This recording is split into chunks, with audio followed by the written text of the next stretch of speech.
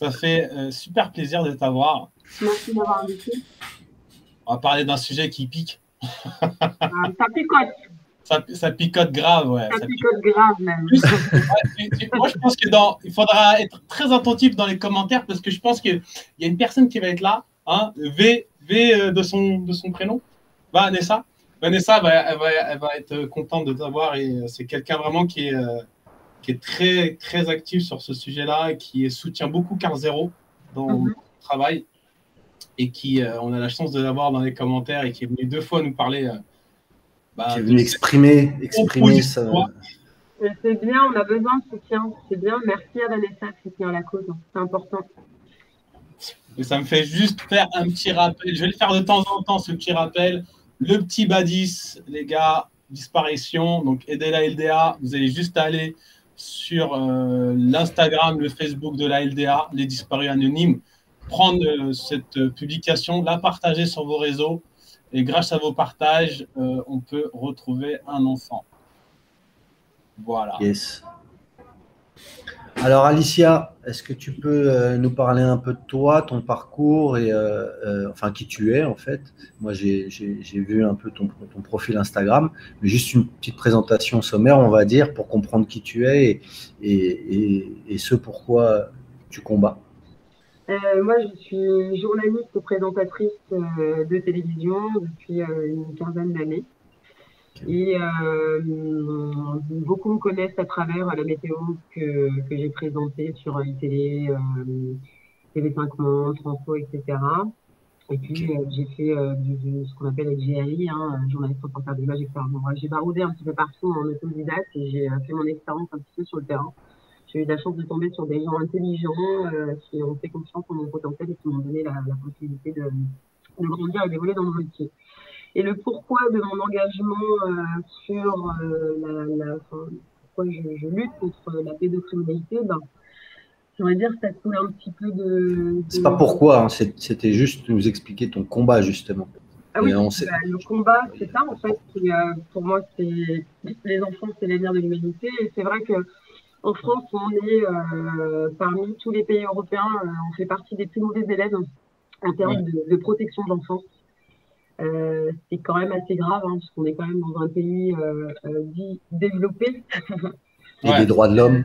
Et on s'est rendu compte que malheureusement, les enfants étaient très, très peu protégés, que les peines sont ridicules. Un pédocriminel, un père incestueux, aujourd'hui, peut s'en sortir avec du sursis, alors que le petit mec avec 150 grammes du shit peut être directement déféré au parquet et emprisonné. Donc, il y a un gros problème dans le système judiciaire français. Un problème au niveau des lois. Vous en avez tous entendu parler sur la loi du consentement. Donc, en fait, c'est une espèce d'amalgame parce que beaucoup d'associations et de militants dont je fais partie montons au créneau depuis fort longtemps, depuis bien 15 ans pour certaines personnes, pour qu'il y ait un âge de consentement, de non-consentement en tout cas sexuel. Il n'y en avait pas. C'est un fait. Donc, beaucoup, en fait, font cette espèce d'amalgame en disant mais c'est bien, on a eu une avancée, maintenant l'âge est à 13 ans, etc. Sauf que non, on n'est pas d'accord parce que ça fait 15 ans qu'on monte au créneau et qu'on exige que cet âge soit fixé à 15 ans. Donc, lorsqu'on nous écoute enfant, on le met à 13, donc on se fout clairement de notre gueule. Donc, c'est pour ça que les associations et les militants dont je fais partie, on monte au créneau et qu'on râle. Et beaucoup de personnes font l'amalgame, mais pensent qu'on ne connaît peut-être pas la loi, j'en sais rien. Mais en tout cas, nous, ça fait 15 ans qu'on est sur le terrain et qu'on bataille avec le gouvernement pour justement obtenir cet âge de non-consentement sexuel. Et effectivement, quand enfin, on nous sommes entendus, c'est 13 ans. Bah là, non. Donc, clair. Forcément, on continue de monter au créneau parce qu'on nous prend pour des cons parce qu'il y a 13 ans. Vous avez vu toute cette campagne, toutes les personnalités ont posté des photos. Moi-même, j'ai posté une photo de l'âge de mes 13 ans quand je demande à ma mère envoie les photos quand j'avais 13 piges. Et quand je regarde les photos, je me dis, mais tu sais ce que j'ai fait, moi, Alicia, tu vas rigoler. J'ai pris Macron, Véran, Bachelot. J'ai pris une application qui s'appelle Face App et je les ai réunis. et j'ai posté avec le hashtag. Donc, c'était quoi le hashtag? C'était à 13 ans. Je sais plus. J'ai oublié le hashtag. Mais c'était avec à 13 ans, j'ai peut-être à consentir à une relation sexuelle avec un adulte. En gros, c'est ça. Exactement. Mais tu sais, on a l'impression de se dire, avec cette proposition de loi, moi, la première question qui me vient quand j'entends ça, c'est mais à qui profite le crime? C'est une question, c'est une question bien dangereuse, c'est une pose là. À qui profite le crime? Bah, à tous. Franchement, je ne prends pas de risque en disant que la France, malheureusement, c'est pédolande. Je l'ai posté tout à l'heure sur Facebook, notamment sur la cyberpédocriminalité, puisque les Français, la France héberge 11% des sites pédopornographiques. Nous sommes les 2e en Europe et les 4e dans le monde consommateurs d'images pédopornographiques.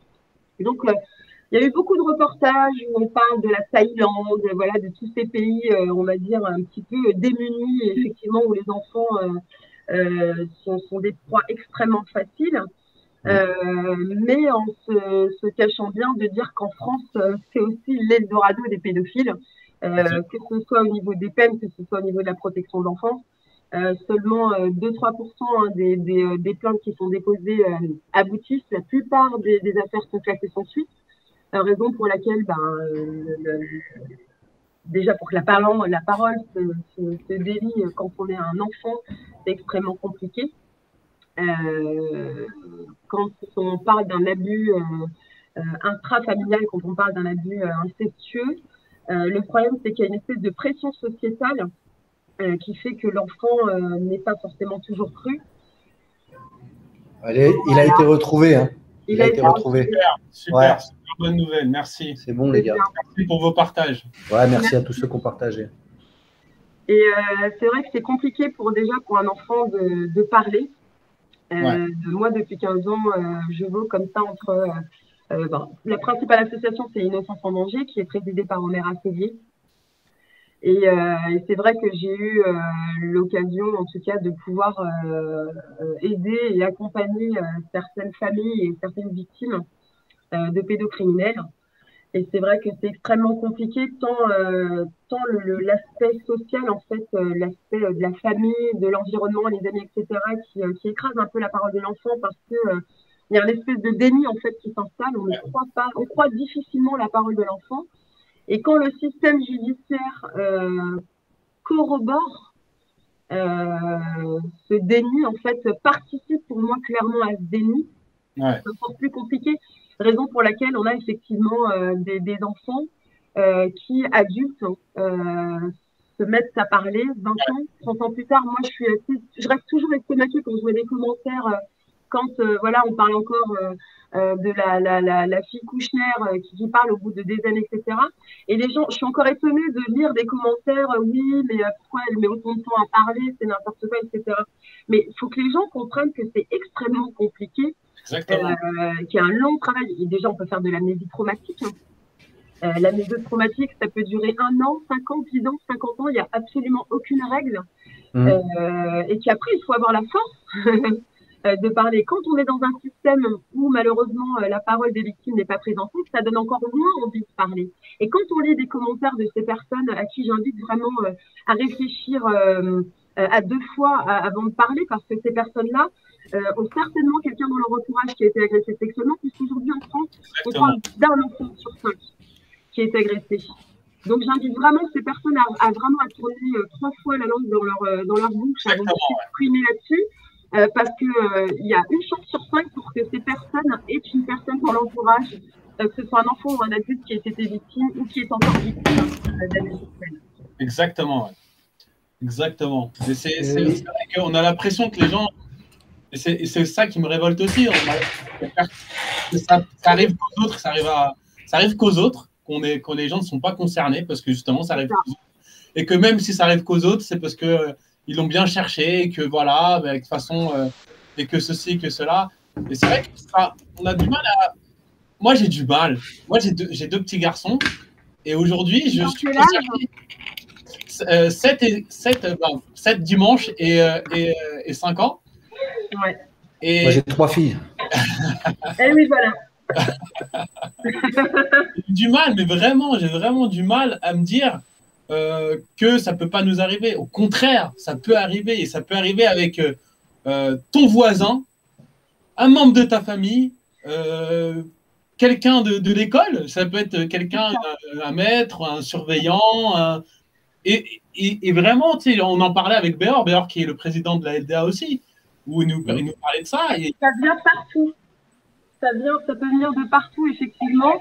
Et on a remarqué, attendez, moi je suis maman de jumeaux à qui j'ai demandé pourtant, hein, mais les enfants, vous laissez tranquille, s'il vous plaît. Non, je vais me fâcher. Voilà, quand on est parents, voilà comment ça se passe. Tout le monde connaît, ou presque. Non, ce que je disais, c'est vrai que la problématique, c'est que c'est vrai que ça peut venir vraiment de partout. Et ce qu'on constate aussi également, c'est les failles dans l'éducation nationale. Il y a un gros problème. Pourtant, moi, j'ai eu l'occasion de discuter avec une personne qui travaille au sein de l'éducation nationale qui m'affirme et vraiment s'appuyer sur le fait que les recrutements sont très précautionneux, drastiques, etc., qu'on leur demande un casier de judiciaire vierge. Sauf qu'on sait qu'aujourd'hui, que 2% des plaintes d'agressions sexuelles aboutissent. Cela veut dire que 98% des plaintes qui ont été déposées, ça veut dire que 98% des agresseurs sont dans la nature. Les mecs sont mutés. C'est très intéressant ce que tu dis parce que on nous met tout le temps des chiffres comme ça, on nous donne les petits chiffres. Alors que ce qui pourrait justement peut-être faire réfléchir et percuter les gens, c'est qu'il y a 98% des affaires qui passent à l'as, quoi. Donc, c'est ça. Quand tu fais 2%, il n'y a que 2% qui ne sont pas… non, qui sont traités, machin. Bah ouais, ça fait 98 qui ne sont pas traités. Donc, il faut… À un moment, il faut… allô, il y a quelqu'un? Attendez, je suis désolée, je vous demande 2 secondes. Parce que j'ai 2 gremlins là qui sont en train de me faire la mise d'air. C'est pour ça que j'évite de parler de ça aussi devant eux. J'arrive 2 secondes. Donc, F a des… alors, il y a Vanessa déjà. Vanessa qui nous a dit que grâce justement aux actions qui sont menées, ils sont en train de réviser, c'est ça, grâce à vous et au tollé général, le gouvernement statue pour le consentement à 15 ans. Donc, ils statuent. Ça veut dire qu'ils ont écouté. Mais là, on t'entend plus, c'est muté par contre. Ah, c'est bon, c'est bon. Non, c'est bon. Ah, ok. Ouais, non, je bon. ne l'avais pas muté. Moi, je laisse. Si je râle devant les enfants, j'ai rien à cacher. On connaît, on fait pas que semblant. Alors, la loi votée le 18 février face au tollé général, le gouvernement a rétrogradé. Exactement, qui monte au créneau. Alors, là où encore, Carl Zéro en parle, Omera, tous les activistes en parlent. Et effectivement, elle n'est pas invitée sur les plateaux. On se demande pourquoi, en fait. Pourquoi elle n'est pas plus médiatisée que cela? Alors que je pense que… En fait, c'est encore une fois plus, voilà, c'est encore 2 poids 2 mesures. C'est dommage qu'il faille que 162 personnalités montrent leur ganache à l'âge de 13 ans pour que monsieur le président commence à s'intéresser au sujet. Et puis, il ne faut pas oublier qu'il y a des personnes de l'ombre, entre guillemets, et des gens qui se battent depuis des années. Effectivement, Isabelle Santiago va proposer donc cette loi de 18 février à l'Assemblée nationale pour enfin arriver avec cet âge de consentement à 15 ans. On croise les doigts en espérant que nous ayons gain de cause. Et de toute façon, c'est pour… moi, je me suis intéressée à la cause des enfants bien avant d'être maman. Voilà, c'est les enfants, c'est l'avenir de l'humanité. Donc, j'ai pas attendu d'être maman pour m'inquiéter du sort de nos enfants. En fait, j'estime que les enfants sont nos enfants avant d'être maman. Tes enfants sont les miens, les tiens sont les miens, enfin, tu vois. Et c'est important, en fait, d'élargir un petit peu sa vision et de ne pas être auto-centré et regarder que son petit nombril. Et effectivement, depuis que je suis devenue maman à 4 ans et demi, ce combat est devenu encore plus après un sens différent. Il n'a pas été plus parce que j'ai toujours été depuis 15 ans de toute façon à fond les ballons, mais quitte à mettre en porte-à-faux parfois avec quelques directeurs d'antenne, hein, c'est arrivé. On m'a déjà demandé à l'époque, justement, quand on a présenté la première fois le projet de loi et qu'il y a eu la loi Chiappa, et j'avais posté une photo, on venait de gagner la Coupe du Monde, je me souviens, c'était en août, donc tout le monde, on venait de gagner la Coupe du Monde et tout le monde était parti en vacances. Et en fait, cette loi passe, qui ne passe pas, en fait, justement, hein, 81 députés à l'époque, hein, pardon. Donc on est là sur cette loi du contournement qui ne passe pas, etc. Et j'alerte tout le monde, en fait, en disant, hey, pep, là, il est en train de se passer un truc, réveillez-vous, etc. Et j'avais mis des photos d'Italie parce que j'étais en vacances à l'époque et je me suis dit, mais les gens ne vont pas du tout calculer. Du coup, j'avais posté une photo de moi en maillot de bain que j'avais acheté, que j'avais envoyé à ma soeur. Et là, clic. Voilà. Et là, effectivement, j'ai mon producteur qui m'appelle, j'ai mon directeur d'antenne qui m'appelle pour me dire, Alicia, je la fais course, en gros, tu la fermes. Voilà. En gros, tu carrément. Oui. Tu effaces ton tweet, tu effaces ton post. C'était clairement dérangeant. Et c'est vrai que à partir de ce moment-là, je me suis dit, bon, à un moment donné, ce que je disais n'était pas… C'est dérangeant que tu dénonces la pédophilie. Ah bah clairement, bien ça, en le fait, message. le discours qui m'a été tenu, c'est je représente l'image de la chaîne. C'est vrai que j'avais employé un terme en parlant de Marlène Schiappa en disant cette gourdasse de Schiappa. Bon, je pense que gourdasse, on va dans le dictionnaire, c'est très propre. Hein. Je pense que je reste même polie. Ouais. Et elle l'a prouvé, hein, grâce à son TikTok, elle l'a prouvé la gourdasse. Hein. Et je pense que je restais polie et vraiment très polie, puis dans un langage français, hein, de toute façon. Ouais, c'est clair. Mais c'est vrai que ça n'a pas du tout plu. Et qu'à chaque fois comme ça que je suis montée au créneau, que ce soit que j'ai fait partie du service public ou de groupes privés tels que Canal+, etc., très vite, on te dit de la fermer, en fait. Il faut être honnête. Tu n'as pas le droit de prendre des positions, surtout, c'est l'impression que j'ai, surtout sur ces sujets-là, en fait. Il y a une espèce d'omerta et une espèce de bienséance. Nous devons nous comporter en tant que tels, nous ne devons pas penser. Mais attendez, oui, je faisais la météo, etc. Je n'en reste pas moins une journaliste. Et avant cela, un être humain qui pense par lui-même, qui réfléchit, qui a ses propres convictions. Et j'estime que justement, dès lors que nous avons un petit pouvoir, en tout cas de personnes comme ça qui nous suivent, pour moi, c'est de notre devoir de mettre en exergue, de mettre en lumière, d'exposer ce qui va et ce qui ne va pas dans ce pays, en premier lieu.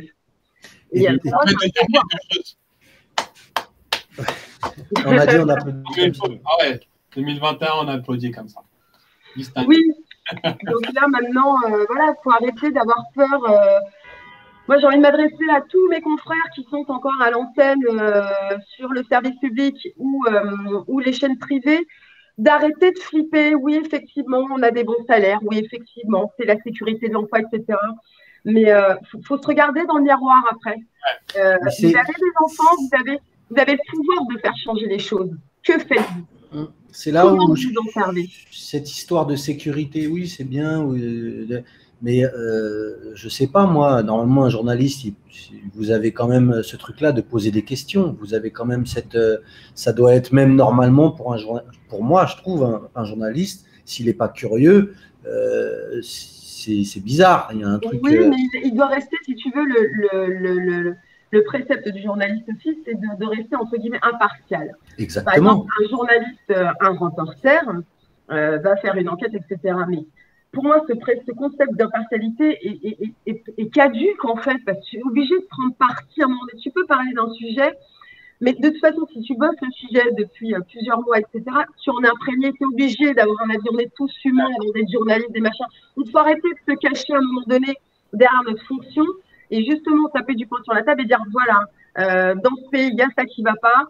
on peut partir surtout, on peut parler des étudiants depuis longtemps qui se prostituent pour payer leurs études. Bon, à un moment donné, à qui la faute? À qui profite le crime? C'est ça le truc, c'est que moi, quand je parle de curiosité, ça veut dire qu'on a le droit de se poser des questions. Et c'est pas parce que tu te poses des questions que forcément aussi tu prends parti, mais tu cherches la vérité. Il y a des questions qu'on ne pose pas du tout parce que c'est pas, on va nous dire voilà, c'est pas politiquement correct ou c'est pas. Non, je suis désolé. Par exemple, il y a DJF qui il nous parle de, c'est Marc. Attends, il m'a dit Marc Guillaume. Est-ce que ça te dit quelque chose? Non. Non. Alors F, si tu veux venir nous en parler de Marc Guillaume, si tu as quelque chose là-dessus, évidemment de vérifier. Je vais lire une de ces questions justement à DJF qui met comment peut-on compter sur la justice lorsqu'on sait que les juges influents, pardon. Alors, attends, oula, j'ai perdu la question. Juste influents, oh là là, j'ai perdu la ligne. Ah, je l'ai. Oui, comment on peut compter sur la justice lorsque l'on sait que les juges influents ont ce genre de pratique? Alors, encore une fois de plus, ce ne sont pas tous les juges, et fort heureusement. Exactement. Maintenant, il est vrai, il faut arrêter la langue de bois. Il est vrai qu'on est dans un système qui est gangréné par des pédophiles. Moi, je le dis, je persiste et je signe. Faut arrêter de mentir, faut arrêter de se voiler la face. C'est vrai qu'on est dans un système qui est gangréné. Cela dit, je fais quand même confiance en certains êtres humains. Et effectivement, certains restent quand même bons. Maintenant, ils sont peut-être moins nombreux, c'est un fait, mais ils sont là. Et encore une fois de plus, il faut que la hiérarchie aussi, derrière, ça suive. Parce que Oui, mais pour ce faire, il faut les exposer, en fait. Ouais. Comme je dis, ils ne sont maîtres que parce que nous concédons à être esclaves. On ne va pas partir dans des théories complotistes et patins couffins, mais je pense que vous l'avez compris. À un moment donné, voilà, si ça se passe comme ça, c'est parce que nous aussi concédons à se faire taper sur les doigts. Nous aussi acceptons cette situation. On ferme nos gueules. Vous savez, la pédocriminalité, j'en peux donner une interview il n'y a pas de longtemps et je l'explique, et j'ai toujours vu ainsi, en tout cas, je pense que c'est logique. Ça a toujours existé depuis la nuit des temps. Depuis la nuit des temps, c'est juste que les sociétés ont évolué, on est dans une espèce de bien-santé, etc. Maintenant, les pédophiles, mais je vais partir sur un autre truc, mais qui est un peu lié. Le satanisme, par exemple. Ça, c'est un sujet qui est très frileux. Très peu de personnes veulent en parler. Il y a des chrétiens, mais il y a aussi des satanistes. Il faut le dire, c'est un fait. Que nous y croyons ou pas, il y a des gens, comme à l'instar de nos parents qui vont dans les églises, ces mecs-là revêtent leur toge, d'accord, et font couler le sang, d'accord. C'est un fait. Aujourd'hui, nous avons des centaines de témoignages d'enfants en France et à travers le monde entier qui dénoncent et qui parlent de ces rituels. Le problème, c'est qu'en fait, tout ça n'a pas changé. C'est juste nous, petits peuples, qui avons été complètement aveuglés. On a le cerveau complètement annihilé. On ne croit plus en ça alors que ça a toujours existé. Et ces pratiques ont toujours existé. Et elles existeront malheureusement peut-être toujours si nous continuons à être dans le déni. Je sais très bien qu'il y a des gens qui sont en train d'avoir les cheveux comme ça, pire que la touffe. Parce qu'effectivement, c'est « Ah non, mais tu parles de rituels satanistes. » Mais bien sûr, depuis la nuit des temps, les gens wake up.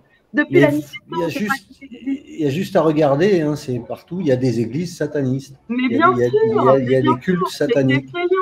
C'est juste là, on ne peut pas l'éviter, c'est là. Il y a des gens qui y croient, il y a des gens vraiment qui le font. Maintenant, on n'en parle pas dans les médias, on ne parle pas de tout ça, et parce que je sais pas, ça dérange trop. On a même des gens quand même qui écrivent des livres et qui avouent dedans avoir des sentiments ou des attirances pour des enfants. Il y a quand même des gens. Bien sûr, mais à l'époque. On ne citait que Frédéric. Frédéric, il a écrit quand même des livres et il y a plein de gens qui l'ont dit. Bien sûr, il n'y a qu'à écouter Gabriel Paznev, Cohn-Bendit, enfin, je veux dire. Arrête, voilà, ils le disent, sauf que maintenant, voilà, il y a une espèce d'éveil des consciences, et tant mieux, qui fait que là, on se dit, merde, le mec, il a quand même osé dire ça à l'époque. Ouais. Ben oui, parce qu'à l'époque, c'était dans les mœurs, en fait, c'était normal. Et il y a quelques dizaines, petites centaines d'années, César. Les rituels sataniques, c'était complètement normal. D'accord? Sauf que maintenant, les gens sont complètement. Et j'ai l'impression que voilà, il y a une espèce de voile. Et voilà, les gens ne veulent pas voir, mais pourtant ça existe. Moi, je me suis, comme j'ai dit, ma conviction, je ne l'ai pas forgée en 3 clics, en 3 putaclics, si je peux me permettre, sur Google. Ça fait 15 ans que je me suis tapé des heures et des heures et des heures d'écoute, à en faire des cauchemars, à écouter les enfants, la parole d'enfants et d'adultes, de rescapés de ces réseaux pédocriminels et j'ajoute satanistes derrière. Parce qu'on parle de réseaux internationaux, bien huilés, toute l'affaire Outreau, l'affaire Dutroux. On le sait, Dutroux l'a dit, ce n'était qu'un sous-fifre. Tous, la plupart, étaient là pour nourrir les élites. Et ça l'est encore aujourd'hui. C'est ça l'omerta, c'est ça le problème en France, c'est qu'on n'ose pas. Omer Assélé le dit très bien, la France, c'est vraiment pédoland. On est dans un déni, mais inimaginable. D'autres pays, ça commence à être accepté par les peuples. Il n'y a que nous qui sommes encore ah bon, ça existe, bah oui, il faut se réveiller. Il faut se réveiller, c'est affligeant. C'est ça qui fait peur en fait, c'est le déni des gens. Et moi, il m'est arrivé d'essayer de montrer à des amis, voilà, regarde, tel. Je t'envoie, tu regardes, allez, 2-3 reportages. Donc, celui d'Élise Lucet à l'époque qu'elle avait fait, tu sais, ça s'appelle Viol d'enfant, la fin du silence. Je vous invite à regarder ce reportage. Et après, il y a 1 heure de débat, etc. Vous allez voir, ça se passe en France. Intéressez-vous à l'affaire Amie de Lisa. 3 enfants dans le sud de la France qui témoignent d'un réseau et qui témoignent de rituels satanistes. Allez, foutez le nez dans la merde. C'est ça qu'il faut faire aussi. Il faut foutre le nez dans la merde. Exactement. Et après, voilà. Mais je te dirais juste, je citerai juste là-dessus, c'est Martin Luther King, c'est à la fin, nous nous souviendrons non pas des mots de nos ennemis, mais du silence de nos amis. Exactement. Et ça vaut pour tout, pour tout. Donc aujourd'hui, c'est comme ça que moi, on a commencé Tribu Libre en tout cas, c'est dire aux gens, la première des choses, c'est venez vous exprimer. Peu importe ce que vous allez dire, venez vous exprimer. Parce que c'est important. Merci de me laisser m'exprimer là-dessus ce soir. Je vais dire avec grand plaisir, c'est pas vraiment le mot, mais c'est, mais voilà. On a DJ F qui vient d'arriver, qui a envie de poser une question à Alicia. Je ne sais pas laquelle, je n'ai pas suivi dans les commentaires. On t'entend. Non, c'est même pas une question. Moi, c'est un sujet que j'étudie au moins depuis plus de 10 ans. Et par exemple, Marc Guillaume, c'est le préfet d'Île-de-France. Ça veut dire que c'est le plus haut grade dans la police. Ami intime de Duhamel. Vice-président du dîner du siècle. Ah oui, mais c'est ça. Tout en sachant que Duhamel était le président. Et il a couvert l'affaire Duhamel. Bon, là, il commence à parler de démission, tout ça, mais donc c'est pour ça que tout à l'heure, je relevais comment on peut lutter contre ça quand le pouvoir, il est pourri par ça. Mais il est pourri, mais c'est depuis toujours. Si tu as mis le nez dans le caca depuis 10 ans, tu sais que c'est depuis toujours. Et moi, je crois en l'éveil, en fait. Je crois, il n'y a que nous, comme je dis, ils ne sont maîtres que parce que nous concédons à être esclaves. D'accord? À un moment donné, on te dit, je suis obligée de partir là-dessus, sur cette situation de crise sanitaire. Chacun voit midi à sa porte, chacun pense ce qu'il pense, mais à un moment donné, il faut se faire confiance aussi un petit peu. Il faut aller chercher. Le bon sens. La réflexion propre, il faut aller chercher les informations, peut-être différemment que celles qu'on fait ingurgiter au quotidien, tous les jours, avec les chaînes mainstream. Tu vois, toi, tu as été sur ce sujet-là, tu t'es renseigné, etc. Mais en fait, comme je dis, c'est l'éveil. C'est à un moment donné, c'est se lever et dire, bon, on en a ras-le-bol, maintenant, ça suffit le cinéma. Et puis, pour moi, ça ne passera que par l'éveil. D'ailleurs, c'est en train de bouger, là, les choses sont en train de bouger. Macron, quand j'ai vu son discours, mais je l'ai interpellé, mais Monsieur le Président, ben, ça serait bien déjà de revoir le protocole Minsk, ce serait bien d'arrêter de classer les affaires sans suite. Et puis, comme je dis à mes enfants, ce serait bien de tenir sa parole. Tu vois, à un moment donné, c'est l'éveil. C'est nous, notre voix. Comment on l'utilise? Tu vois, c'est tout à chacun. On utilise des réseaux sociaux, ouais, on peut montrer sa ganache, machin, nos vacances et tout, machin. Mais c'est ça, le pouvoir, il est entre nos mains. En plus, c'est ça le pire. Tu vois, le pouvoir est entre nos mains, on a tous les réseaux sociaux, on a tous le moyen, la possibilité d'agir, en fait, et de faire entendre notre parole. C'est quand même fort regrettable qu'il faille que ce soit 162 personnalités qui fassent bouger les choses. Elles sont là aussi pour ça, je vous le concède. Mais les gens aussi, vous êtes où?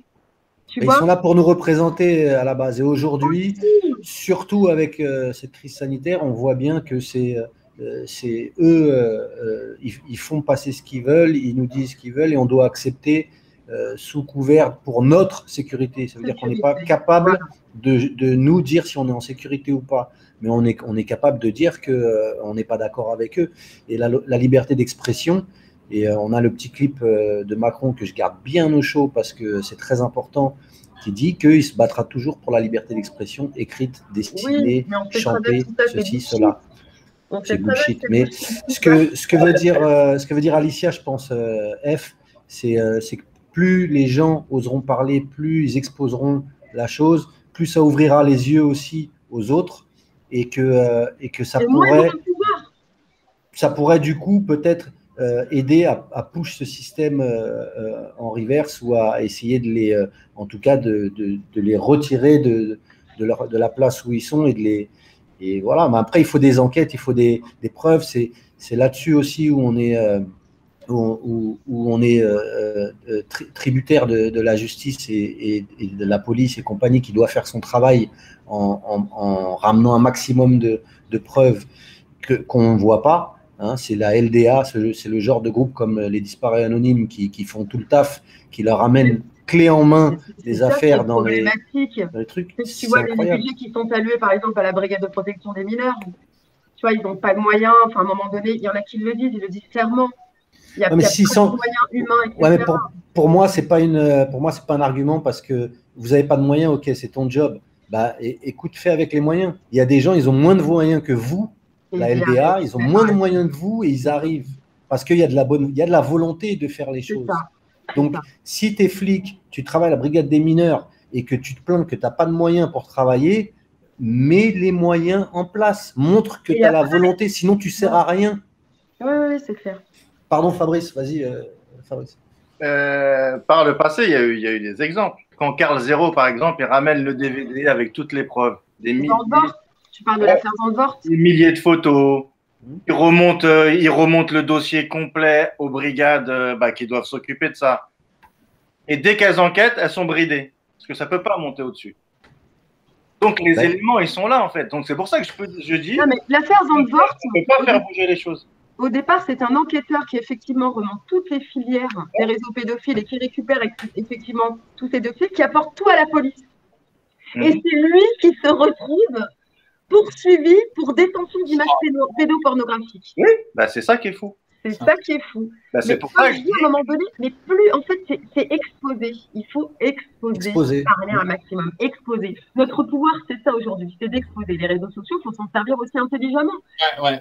Mais là, on parle bien d'un pays où, je sais pas moi, Cahuzac, élu pour lutter contre la fraude, il est exposé, il est reconnu coupable. Et 4 ans. Donc, exposer, ça sert à quoi? Non, mais exposer. Moi, je comprends. C'est un truc tout con. Moi, je ne sais pas fait en un jour. Donc, voilà. Ça ne fait pas un jour. Ça fait 30 ans que les présidents, à chacun de leurs mandats, ils ont des plaintes. Non, mais exposer. Non, mais déjà, il faut comprendre que le président, entre guillemets, ce n'est pas le décisionnaire. Tu parlais du dîner du siècle tout à l'heure. Non, il a des plaintes contre lui. J'invite les gens à se poser des questions, à aller faire des recherches sur effectivement les personnes qui font partie du dîner du siècle. C'est intéressant ce que tu viens de dire, mais encore une fois de plus, pour ne pas perdre, entre guillemets, les auditeurs et inviter. Moi, j'invite les gens, je le dis assez souvent, quand moi j'expose quelque chose, je le dis, allez vérifier par vous-même. Doutez même de ce que moi je vous dis. Allez vérifier, grattez, vous allez voir, vous allez vous forger votre propre opinion. On est bien d'accord. Ils vont trouver de toute façon. Si tu cherches, tu trouves. Si tu mets le nez dans le caca, t'inquiète pas, tu vas la sentir, la merde. Exactement. C'est inéluctable. C'est exactement. Si ça ressemble à du caca, si ça sent le caca, c'est que c'est du caca. C'est ça. En tout cas, ça. Mais je comprends ce qu'il veut dire parce que c'est c'est aussi le combat, tu vois, enfin le combat, c'est un peu ce que moi j'ai voulu dire depuis le début qu'on fait Tribu Libre. On peut parler de brutalité policière, on peut parler de pédocriminalité, on peut parler de problèmes de santé, de problèmes d'éducation. Tout ça, c'est lié au système. Dans le système dans lequel on est dans un entonnoir. Et l'entonnoir, il est en train de se refermer sur nous depuis la crise du virus, la crise sanitaire. Donc, ce qu'il faut comprendre pour tous les gens qui disent ça sert à quoi de faire ça si la hiérarchie et si le système étouffe l'affaire, ça sert que ceux qui n'y croient pas ou ceux qui ne voient pas ce qui se passe, plus on sera à le voir, plus ça aura de poids sur le système. Exactement. Et aujourd'hui, l'éveil collectif.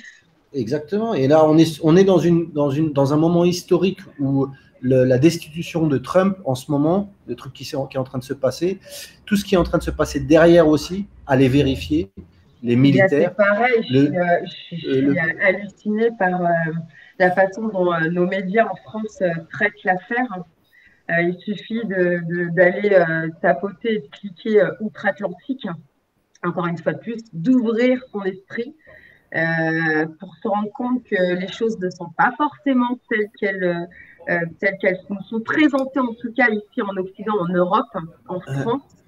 La destitution de Trump, Trump est un sujet très épineux et à partir du moment où tu commences à avoir un discours en disant que Trump, finalement, il n'a pas fait des choses si con que ça durant son mandat.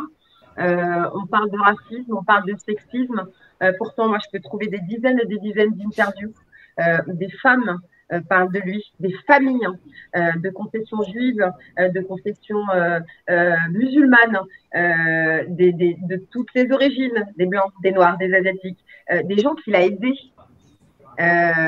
Et encore une fois de plus, on nous présente un personnage. Moi, en fait, j'ai l'impression d'être dans un film où c'est trop évident, en fait. Le méchant, c'est le gros méchant, et puis l'autre, c'est le gros gentil. Bah, je me dis, mais posez-vous des questions. Quand on voit l'attitude de Biden avec les enfants, je me dis, merde, ça vous effraie pas? Moi, j'ai eu des commentaires, oh, ça va, il n'a pas une attitude si déplacée. Ah bon? Bah putain, merde, quoi. C'est avec toutes les femmes, hein. C'est pas que les enfants, même avec les femmes, il est très tactile et tout ça. Après, tant qu'il n'y a pas de preuves, on ne peut rien affirmer, mais on a le droit de douter. Mais en fait, si tu veux, c'est un secret de polichinelle. Le Biden, pour moi, est aux Américains ce qu'est un Jack Lang, un Cohn-Bendit en France. Tu vois, c'est un secret de polichinelle. Un Duhamel. Oui, ou un Duhamel, tout le monde le sait. Enfin, je veux dire. Puis là, ce qui est extraordinaire, c'est qu'ils tombent comme des mouches. Et malheureusement, il y aura toujours des gens qui vont dire oui, mais elle attend 20 ans pour parler, pas tant que ça. Bah vas-y, je te mets au défi, moi. D'être agressé sexuellement par une personnalité haut placée, que ce soit d'un point de vue politique ou artistique, et de te lever contre cette personne et contre la France entière. Exactement. Il faut avoir des coronesses aussi à un moment donné. Il faut avoir du courage pour faire ça. Ouais. Et encore une fois de plus, je ne vois pas l'intérêt. Il est où l'intérêt, en fait? Il est où l'intérêt? Pourquoi parler en public? Pourquoi s'afficher? Dire qu'on a été agressé sexuellement par une personne qui a déjà toute la sympathie, entre guillemets, de la France entière. Je parle pour un certain acteur, on va garder la présomption d'innocence, mais en tout cas, vous savez très bien de qui je parle. Pourquoi, à un moment donné, pourquoi faire ça? On sait très bien que tu fais un peu David contre Goliath, en fait. Tu vas accuser quelqu'un qui est adoré par la France entière. Mais c'est limite suicidaire, en fait. Exactement. Si ça n'est pas la vérité, quel est l'intérêt? Puisque de toute façon, tu vas te faire punchliner par quasi tout le monde. Ou en tout cas, le plus gros de la France. Et tu le sais. Donc, quel est l'intérêt? Moi, j'invite les gens à se poser la question, en fait. Pourquoi mentir là-dessus? Exactement. Et la plupart des gens qui en plus dénoncent ça, c'est des gens qui n'ont pas forcément, qui pourraient rester tranquilles, qui pourraient vivre leur petite vie tranquillement à côté. Mais s'ils choisissent à un moment d'exposer tout ça, c'est pas pour rien non plus. Fabrice, peut-être quelque chose à dire? Quelque chose, c'est que Moi, je pense qu'il faut déjà renverser les institutions pour pouvoir faire quelque chose. On est d'accord, mais Ben oui, mais alors, pour je ça, vais poser une question. Est-ce que tu votes? Non. Voilà. ouais, mais ça, tu vois, voilà, Le voter, on vote rentre. blanc ne compte Est-ce pas. que tu crois au vote? Ouais, voilà, Ben, voter, voter, c'est encore un le autre vote blanc débat. comptait, Va demander à Trump. Va demander à Trump s'il croit au vote. si le vote blanc comptait. Non, mais les trucages aux élections, c'était aussi à l'époque de Kennedy. C'est mais pas c'est nouveau. c'est même en Europe. Hein. Même en Europe. L'élection Kennedy, elle a été truquée également. Donc, à un moment donné, comme je dis aux gens, mais allez chercher l'information véritablement. Alors, Arrêtez de vous contenter de ce qu'on vous donne à la béquille, quoi. Enfin, bah, si- Non, moi, mais je vais je. chercher l'information, justement. C'est pour ça que je te dis, ça sert à rien de voter pour moi. Vraiment à rien. oui, oui. Non, mais quand je te disais, enfin, je parlais de façon générale, je ne m'adressais pas spécialement à toi, mais pour dire que le vote aujourd'hui, moi, j'y croirais si le vote blanc était comptabilisé. Par Mais il n'est exemple. pas comptabilisé, donc c'est qu'il y a un Jamais ils vont le permettre. Jamais ils vont le permettre.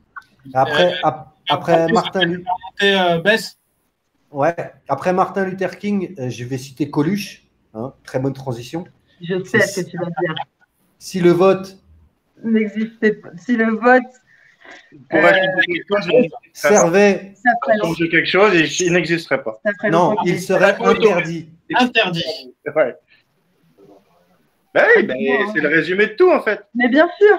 Mais déjà, pourquoi les Français, ils laissent se produire des trucs comme le C'est dîner? parce qu'ils sont éduqués. Non, je parle du dîner du siècle, c'est simple de l'interdire. On va à 10 000 devant, il n'y a plus de dîner du siècle, c'est Bah, fini. oui, mais faut les trouver. Mais les 10 On 000, voit, il y a qui, par les exemple 10 dissidents, mais les 10 000 dissidents, on va vite. Le problème, c'est ça.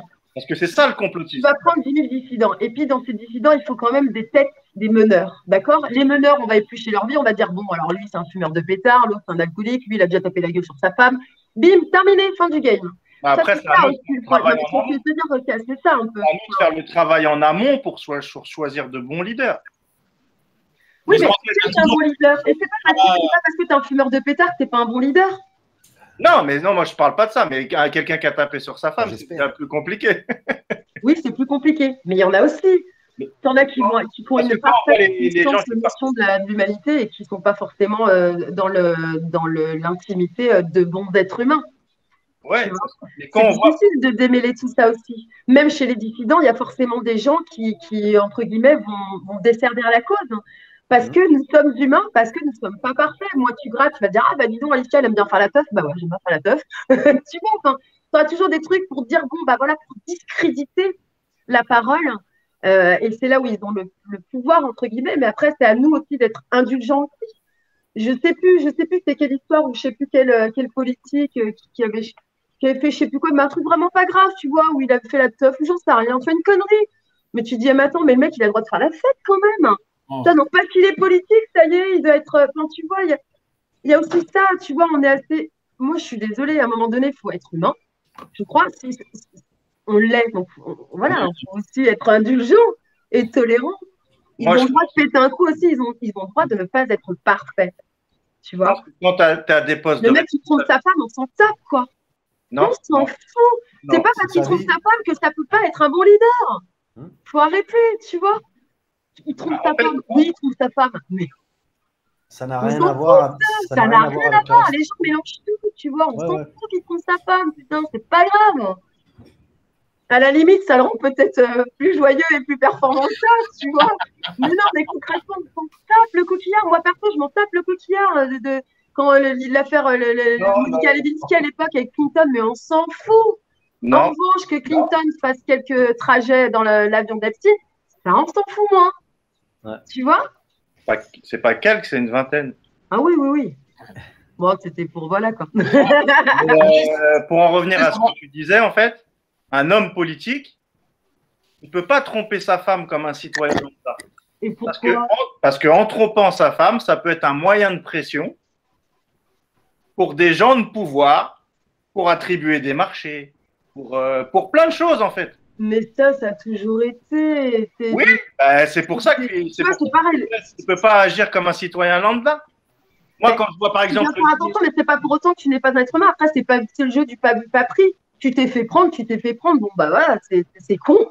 Mais voilà, mais en fait, moi ce que je veux dire, c'est que pour moi, c'est à chacun d'être cohérent et de bon sens et de ne pas se dire parce que il a trompé sa femme qu'il est moins compétent dans son travail, dans sa fonction. Non, moi je dis pas ça en fait. Moi je te dis juste que ça c'est un outil de l'ennemi en fait. Oui, un moyen de pression. Ouais, bon, là maintenant ça y est, hein, pour moi si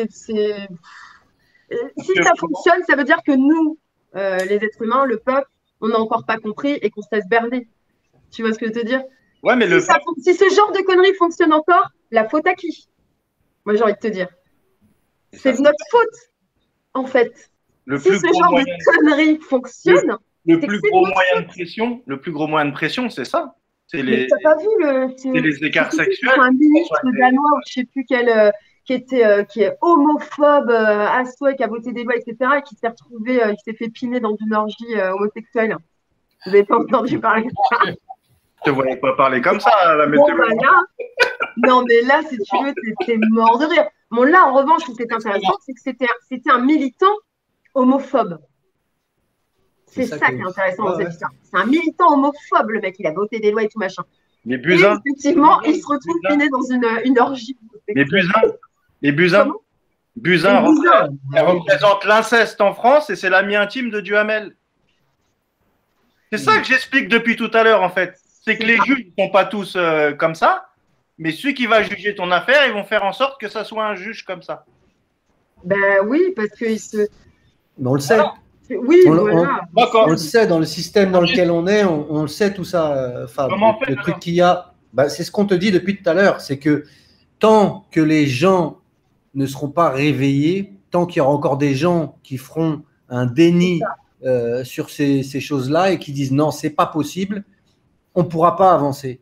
Ce qu'il faut, c'est réveiller les gens. Quand les gens seront réveillés, là, le gouvernement, il commencera à avoir peur. Ils n'ont pas peur quand il y a des manifestations, parce que tu leur envoies le permis, tu leur dis même là où tu vas, de telle heure à telle heure, ils s'en foutaient, ils s'en foutent.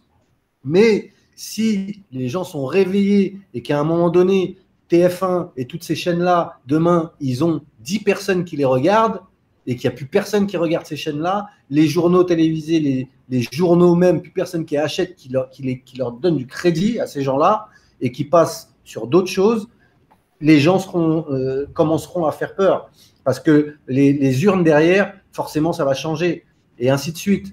Mais pour que tout ça change, on est bien d'accord que c'est le système qu'il faut qu'il change. Mais pour que le système change, il ne va pas changer si les gens sont endormis. Donc, on en revient à il faut éclairer les gens sur ce qui se passe. On a éclairé les gens sur la brutalité policière, on éclaire les gens sur la pédocriminalité, mais il faut que tout le monde soit… Non, mais Fabrice, tu me dis ça, mais je ne sais pas comment te faire réaliser que si les gens… si on t'écoute… Tu m'as dit, je l'ai compris. Non, parce que si on écoute l'argument que tu dis, on fait quoi? Si tout le monde dit la même chose, on fait quoi? Eh ben, on est tous chez nous, comme ça, avec le café. Alors, on fait quoi? On fait quoi? Moi, je parle pas de rester chez moi. Je parle pas de rester chez soi. Moi, mais aujourd'hui, tu peux. Aujourd'hui, tu peux être chez toi. Pouvoir, par exemple, le pouvoir. T'es où là? Je suis là. T'es où, Fabrice? T'es où?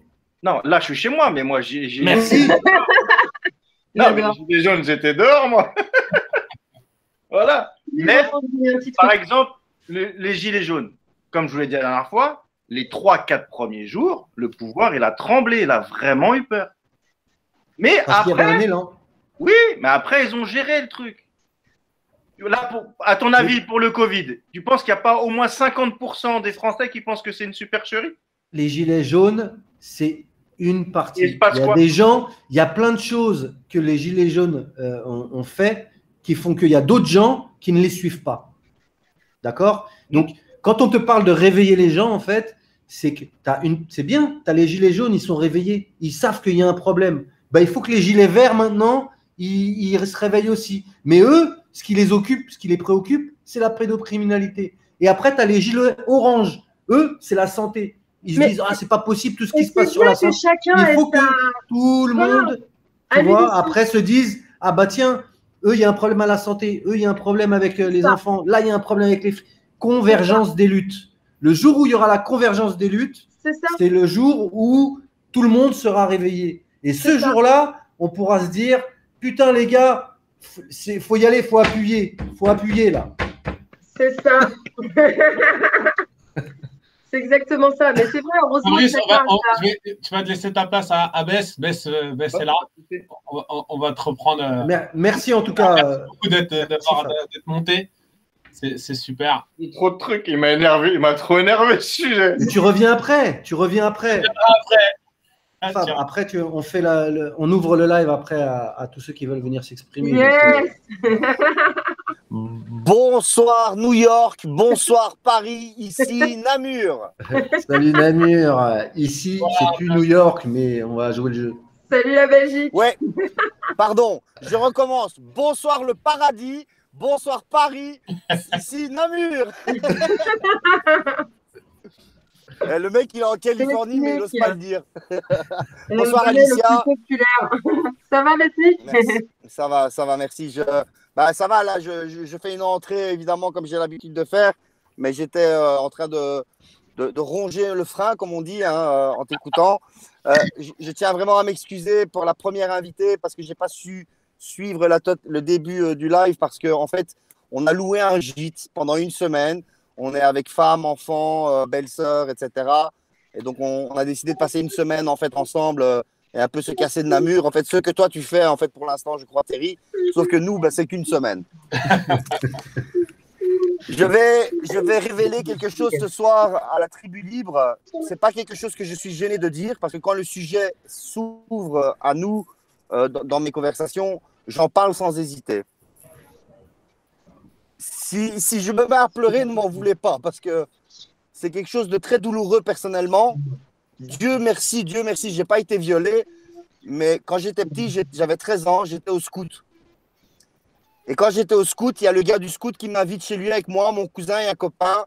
Il nous met des films pornographiques, il nous donne des bières, puis il veut m'aider à me donner des cours de maths à moi tout seul, et je vais chez lui, et il me donne ses cours de maths. Et puis, il me caresse la jambe. Il me caresse mes parties intimes. Mais en 13 ans, je ne savais pas c'était quoi. Je ne savais pas c'était quoi, moi, ça. Putain. Et puis, je suis rentré à la maison. J'ai commencé à comprendre que c'était mal. Et donc, je ne suis plus allé chez lui. Mon cousin, il m'a dit, il ne faut plus qu'on aille chez ce fils de pute. Et puis, les années, elles ont passé. Et en 2004, ce fils de chien, il vient dans mon carwash. J'avais un carwash. Il vient, il me regarde, il me fait « Salut, Bess !» Et je le regarde. J'ai 40 ans. Regardez comme je pleure. Il ne m'a pas violé. Et ce fils de pute, pardon, et ce pédophile, il est avec une femme qui pesait environ 140 kilos. Il était donc au carwash, dans la voiture de cette femme en plus. Et je vois 3 gosses derrière. Et je sais ce qui se passe. Et je sais pourquoi il est avec cette femme. Et je reste calme. Je reste très calme. Parce qu'en fait, j'ai peur. Je vous jure, j'avais 24 ans. J'avais peur de lui. Et puis il part. Et je dis non. Parce que le carwash, si vous voulez, ça dure 4 minutes. Et dans ces 4 minutes,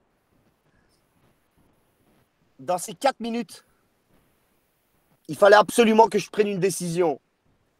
Il fallait avoir des cojones. Et je me suis dit, en public, j'y arriverai pas, c'est trop dangereux. Je n'ai pas à payer pour les autres. J'ai pas de preuves. J'ai pas de plainte. Alors je me suis sécurisé. Et je suis allé chez les flics et j'ai expliqué toute l'histoire. Et puis, les flics, évidemment, la police, la loi, elle classe sans suite. Et puis après, je lui ai fait à l'albanaise. Je lui ai bien fait à l'albanaise. Ça, pour ça, vous inquiétez pas. Et j'ai pas besoin de donner de détails. Et puis, il y a Ce que je veux juste préciser. Comme on dit, c'est passé il y a des années. Mais en fait, si tu veux, en Belgique, les plaintes pour pédophilie, elles peuvent aller jusqu'à 30 ans. Ok. Donc, jusqu'à 30 ans en arrière, on peut remonter pour une plainte de pédophilie, mais si tu n'as pas de preuves matérielles, si tu n'as pas de témoignage accablant, tu ne sauras rien faire. L'Église belge a été condamnée à verser. Parce que ce que je voudrais juste préciser ce soir, parce que là maintenant on va rentrer dans les jeux juridiques. Quand vous portez plainte, on vous pose à un moment donné la question, est-ce que vous voulez vous présenter comme personne lésée? Donc qu'est-ce que ça veut dire ce terme, personne lésée? Ça veut dire est-ce que vous voulez du pognon?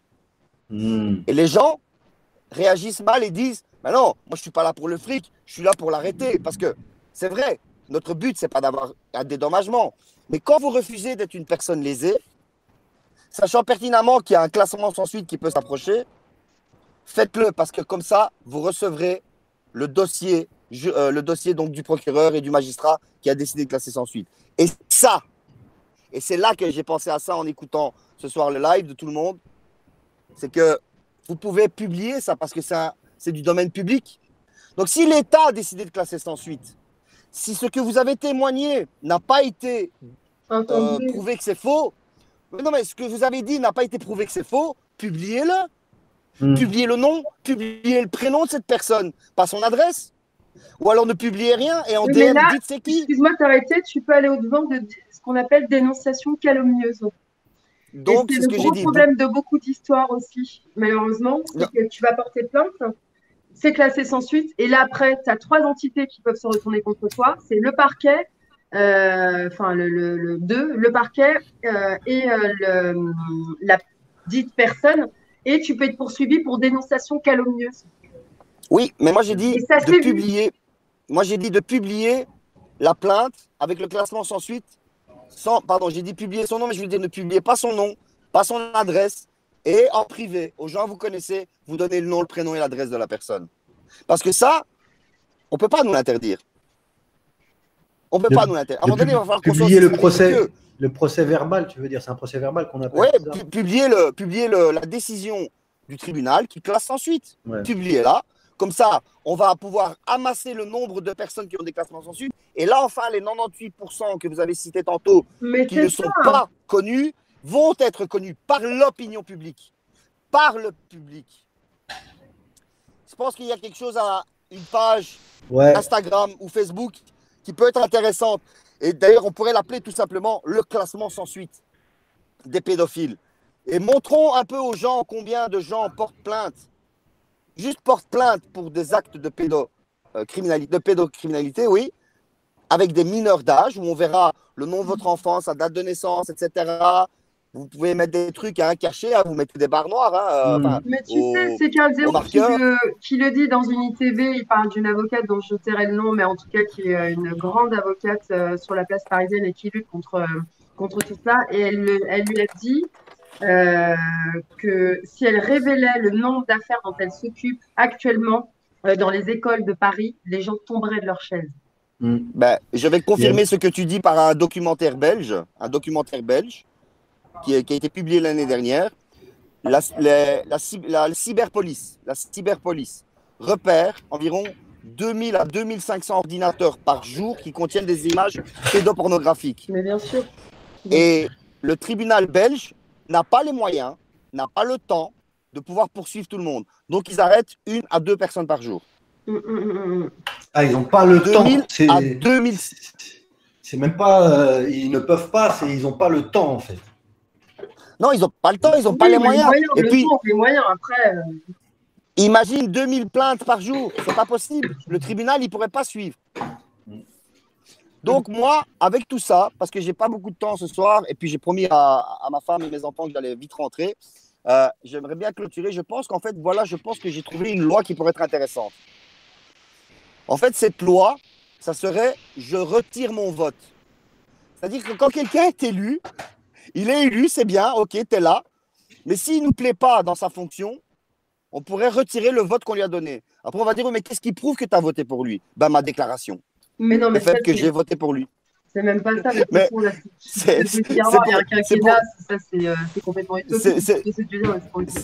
Ça, c'est pour sortir avec humour, en fait, parce que c'est ma façon de faire sur ces lives. Et oula. Merci pour le courage dont tu as fait preuve. Voilà. Il faut du courage quand même pour venir. Beaucoup de courage pour ça. Merci de t'exprimer comme d'habitude. Et je voulais aussi dire à la personne qui parlait tantôt des personnes handicapées, etc.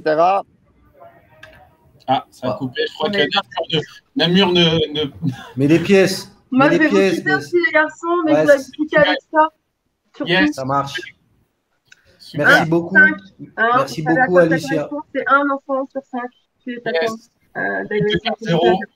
on en a parlé. Ok. Et on monte au créneau sur les réseaux sociaux. On aide Isabelle Santiago parce que le 18 février, c'est elle qui monte au créneau à l'Assemblée nationale pour le consentement à 15 ans. Donc tout le monde se bouge de huc. Ok. Et on va suivre Carl Zero Ouais, exactement. sur la chaîne Carl Zero Absolu. On a Exactement. Vanessa à Châtelain de toute façon qui est là avec nous chaque vendredi et qui nous parle, qui régulièrement nous parle de tout ça, des avancées et Merci tout. Donc, à elle d'avoir mis le nez dedans ouais. et de soutenir, c'est bien, c'est bien. carrément. Mais merci à toi et bravo pour Merci, ce que tu fais. Merci beaucoup. Bonne soirée. Toi aussi. Ciao. Ciao. Merci.